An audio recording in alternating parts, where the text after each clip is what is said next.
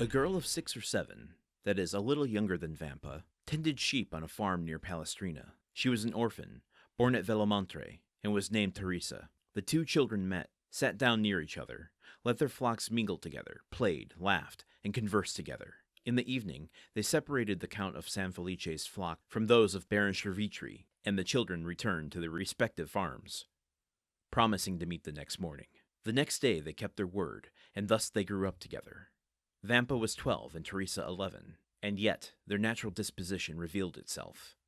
Besides his taste for the fine arts, which Luigi had carried as far as he could in his solitude, he was given to alternating fits of sadness and enthusiasm, was often angry and capricious, and always sarcastic. None of the lads of Pamparina, Palestrina, or Valamonte had been able to gain any influence over him or even to become his companion.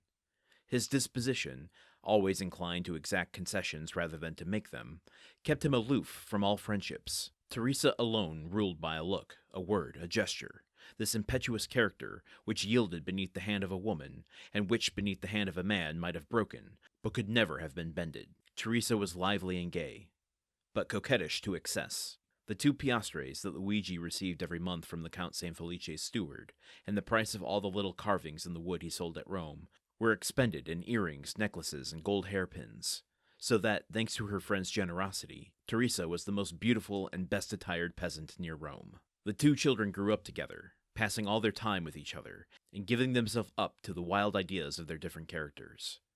Thus, in all their dreams, their wishes, and their conversations, Vampa saw himself the captain of a vessel, general of an army, or governor of a province. Teresa saw herself rich, superbly attired, and attended by a train of liveried domestics. Then, when they had thus passed the day building castles in the air, they separated their flocks and descended from the elevation of their dreams to the reality of their humble position.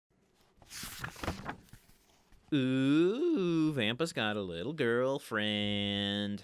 You know what? Why do we always do that? Why do we always do that version of it? Why don't we go, ooh, Teresa's got a little boyfriend? I think we do that sometimes also. Let's just not maybe shame kids for having big feelings for others, because then they shut down and feel embarrassed about that, and it develops some weird thoughts and emotions over time. Let's just have a healthy perspective on children developing complex relationships with one another. I mean, they're 12 and 11, so I'm not going to pass judgment on their characters yet.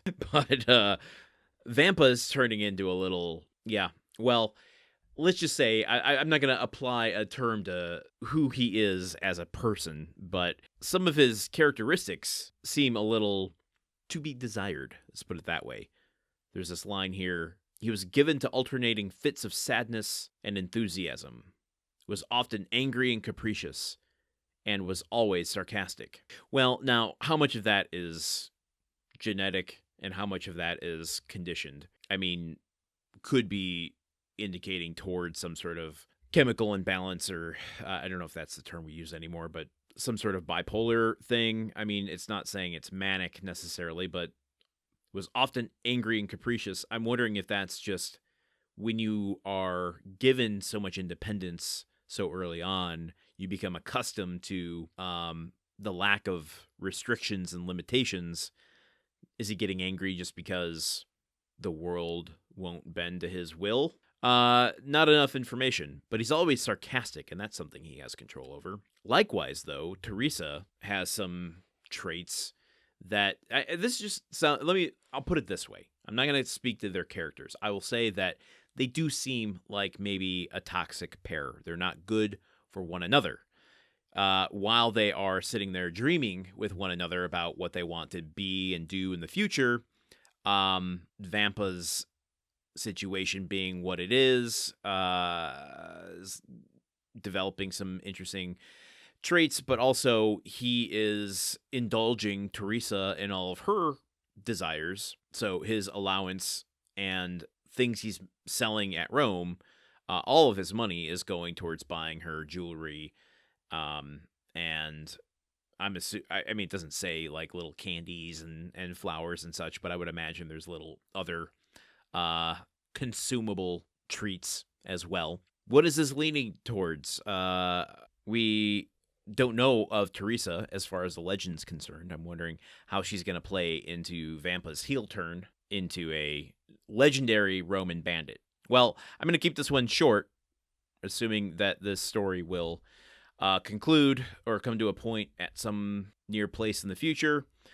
So join me here tomorrow as we learn the conclusion, maybe, to Vampa's story.